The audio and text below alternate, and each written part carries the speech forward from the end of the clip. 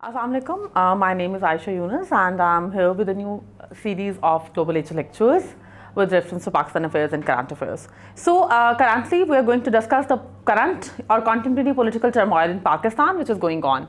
Acha, what you need to know regarding the political turmoil in Pakistan is the 5 things which should be on your fingertips.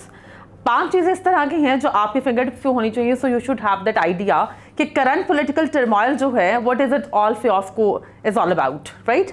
अच्छा, इसमें जो पहली चीज़ है जो आपको सबसे इंपॉर्टेंट पता होनी चाहिए जिसकी वजह से over the period of time political culture यहाँ पे डेमोक्रेटिक कल्चर और आइडियल पाकिस्तान में डिटोरिएट किए हैं. So the first and foremost important thing is the 2 major dynasties in Pakistan. By dynasties I meant family dynasties और पॉलिटिकल डायनेस्टीज जो पाकिस्तान में 1970s के बाद से ग्रो कर रही हैं. उसमें 2 मेजर फैमिलीज एग्जिस्ट कर रही हैं, PMLN एंड पाकिस्तान पीपल्स पार्टी. ये जो 2 फैमिलीज हैं और इनका जो एक पॉलिटिकल एरना में पाकिस्तान के पॉलिटिकल हिस्ट्री में जो रोल रहा है that is way too important. But unfortunately, public is getting aware of all the democratic ideals, and along with that, the social media power is growing day by day. So, जो एक historical baggage है इन दोनों political parties के ऊपर, जिस तरह इनके forefathers ने जो है डेमोक्रेसी को जिस तरह डिटोरिएट किया है, जिस तरह से फॉरेन एस्टैब्लिशमेंट के साथ इनकी ऑब्वियसली एग्रीमेंट्स क्रैक हुए या विद इन पाकिस्तान जो इनकी एक हिस्ट्री है करप्शन की कह लें या फिर ऑब्वियसली पॉलिटिकल करप्शन की टर्म आप यूज़ कर सकते हो, उसकी वजह से जो पाकिस्तान का करंट पॉलिटिकल कल्चर है वो बहुत ज़्यादा डिस्ट्रप्टेड है. पब्लिक जो है वो बेसिकली ओल्ड वाइन को टॉलरेट नहीं कर पा रही है.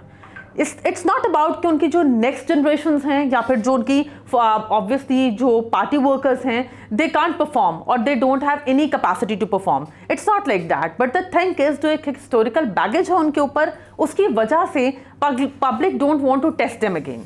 पहला पॉइंट तो ये है. दूसरा जो मेजर पॉइंट है वो ये है alternative. The third alternative in the history of Pakistan.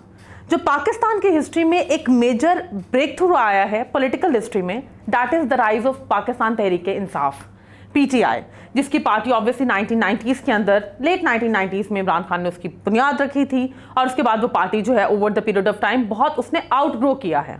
और 2013 के धरना कल्चर के बाद उनकी जो पावर है, specially to be more precise, जो यूथ पावर है या जो स्ट्रीट पावर है, that was somehow over exaggerated, overrated. तो वो जो थर्ड ऑल्टरनेटिव है in the history of Pakistan, उसकी वजह से जो प्रीवियस गॉड्स हैं और जो करंट गॉड है उनका जब आपस में टसल स्टार्ट हुआ है, उसकी वजह से जो करंट पॉलिटिकल रिफ्ट है वो बहुत ज़्यादा मैक्सिमाइज कर गया है. उसकी वजह से ऑपोजिशन और गवर्नमेंट का जो रिफ्ट है that is very very evident when it comes to the history of past 10 years of democracy. उसके बाद जो तीसरी मेजर चीज़ है which is more important in the history और in the political history of Pakistan, and you should have that idea, that is going to be the role of military or military institutions in the civilian part, or obviously the role of military in democracy or in politics. इसकी जो एक current dimension है जिसकी वजह से एक political rift जो है या फिर एक जो सिविलियन रिएक्शन है पाकिस्तान में डेमोक्रेसी को लेकर वो बहुत सवेर आ रहा है. बिकॉज पब्लिक चाहती है कि सिक्योरिटी स्टेट नैरेटिव की वजह हो या फिर टेरिटोरियल बाउंड्रीज का कॉन्फ्लिक्ट हो या फिर इंटरनल किसी भी तरह का सिक्योरिटी रिफ्ट हो.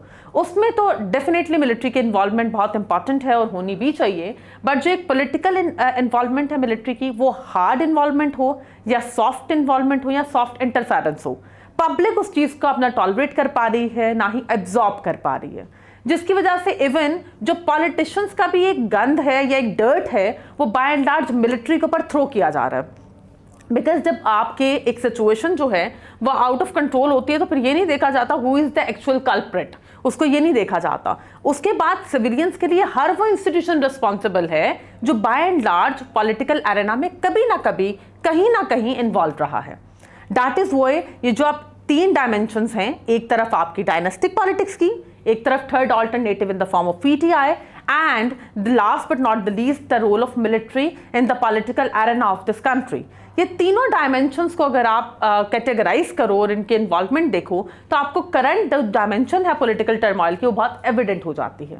उसके बाद जो फोर्थ एक पॉइंट है जो आप लोगों के लिए समझना बहुत ज़रूरी है, that is the role of judiciary. और आप ये भी याद रखें कि रोल ऑफ जुडिशरी जो है वो उसने पास्ट 8 years में बहुत ज़्यादा रोल प्ले किया है when it comes to the obviously constitutional structure of Pakistan. Again why is that सो?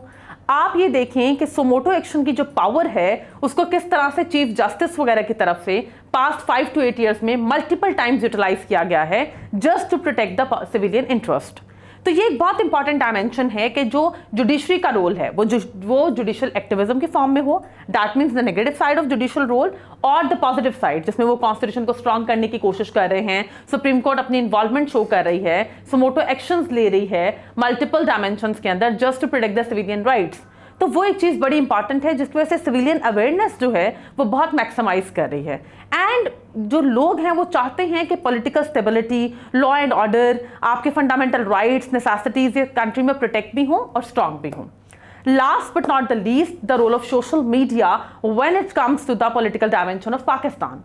पाकिस्तान के अंदर जो सोशल मीडिया का यूजेज है वो ऑब्वियसली पीटीआई के ग्रोथ के साथ साथ बहुत ज़्यादा ग्रो किया है, और उसमें आपको मल्टीपल जो है वो सोशल मीडिया प्लेटफॉर्म्स और पेजेस भी नजर आते हैं जहां पर बाकायदा तौर पर अपनी पॉलिटिकल कैंपेन्स को, प्रोपेगेंडास को, मैनिफेस्टोस को रिप्रेजेंट किया जाता है, और अपनी उस मैनिफेस्टो साइकोलॉजिकल माइंडसेट को पब्लिक माइंडसेट में पेनिट्रेट करने के लिए एफर्ट्स की जाती हैं, बूस्ट लगाए जाते हैं, डिफरेंट सोशल मीडिया की टेक्निक्स यूज की जा रही हैं। उसकी वजह से भी जो लोगों में एक एग्रेशन है पॉलिटिकल मिस्टेक्स को लेकर वो आपको प्रीवियस 70 ईयर्स से ज़्यादा नजर आ रहा है। Secondly, obviously, Pakistan is currently at the lowest of its economics और finances, जिसकी वजह से आपको ये सारे के सारा जो पॉलिटिकल क्राइसिस है वो एक मेस की फॉर्म में नजर आ रहा है। Last but not the least, हमेशा ये बात याद रखिएगा बेटा, इकोनॉमिक क्राइसिस और finances are the root cause of every problem when it comes to the political structure, socio cultural structure of any country और इवन द मिलिट्री स्ट्रक्चर्स। अगर आपकी इकोनॉमिक और फाइनेंशियल स्टेबिलिटी होती है तो कोई भी इशू इतना ओवर एग्जैजरेट या पेनिट्रेट नहीं करता सोसाइटी के अंदर। पाकिस्तान का प्रॉब्लम ये है, आपकी 2 डायनेस्टिक पॉलिटिकल पार्टीज हों, उनके ऊपर सबसे बड़ा जो क्लेम है पब्लिक का वो ये है कि ये इकोनॉमिक इश्यूज को रिजॉल्व नहीं कर पाए। When it comes to the third alternative in the form of PTI, उनके ऊपर सबसे बड़ा क्रिटिसिज्म यही है that they didn't do anything to eradicate और एलिमिनेट द करप्शन प्रॉपर्ली और to obviously get rid of the poverty culture in Pakistan. When it comes to the military crisis or the role of military in the politics, public do claim that कि क्या military की over involvement रही है, क्या military के over stepping की वजह से हमारे इकोनॉमिक इश्यूज जो हैं वो डे 1 से वहीं थे और अब तक वहीं हैं। And last but not the least, obviously आपको जो जुडिशरी का रोल नजर आ रहा है, उनका जो सबसे मेजर रोल है वो यही है, how to give punishment to the corrupts of this country. Judiciary के ऊपर जो सबसे बड़ी रिस्पॉन्सिबिलिटी है करंटली वो यही है, and the role of social media is presenting all of these things. तो अगर आपकी पॉलिटिकल पार्टीज, आपके मिलिट्री इंस्टीट्यूशंस, आपकी जुडिशरी अभी भी कोलैबोरेट करके, कोऑपरेट करके वन प्लेटफॉर्म पर आकर यूनिफाइड होकर जो जेन्युइन ओरिजिनल सोशल इवल्स हैं उनको बीट करती है, तो definitely this country can grow in a better manner. Thank you so much.